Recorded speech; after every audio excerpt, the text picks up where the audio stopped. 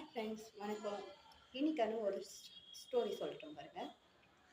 ஒரு கோர்ட்டில் ஒரு வக்கீல் அவர் எடுக்கிற கேஸ் எல்லாம் அவர் தான் ஜெயிப்பார். அவங்க குற்றவாளியா இல்லை நிரபராதியா என்ற கவலையெல்லாம் இல்லை. அவர்கிட்ட வர இந்த கிளைண்ட்டுக்கு அவங்களுக்கு என்ன ஃபேவராக பண்ணி தரணுமோ அதுதான் அவர் பண்ணி தருது அவரோட வேலை. ஒரு நாள் ஒரு கேஸ் நடக்குது. ஒரு அந்த கூண்டில் வந்துட்டு ஒரு கைதி நிற்கிறாரு.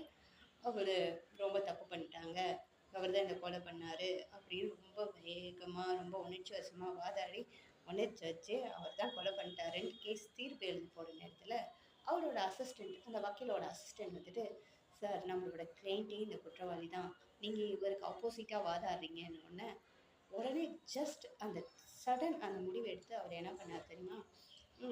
நான் இவ்வளோ விஷயமும் சொன்னது இவர் குற்றவாளி இல்லை, இந்த மாதிரி இவருக்கு குற்றம் சாட்டப்பட்டு இப்படியெல்லாம் திரிச்சிருக்காங்க எதிர்த்தரப்பார்கள் அப்படின்னு அந்த பேச்சை ஒரு சடன் வேல அப்படியே மாற்றி அந்த தீர்ப்பையே மாற்றிட்டார்.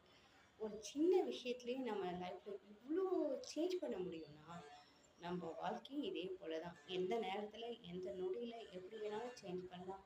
அதுக்கு நீங்கள் எந்த நேரத்துலையும் எப்படி தயாராக இருக்கணும்.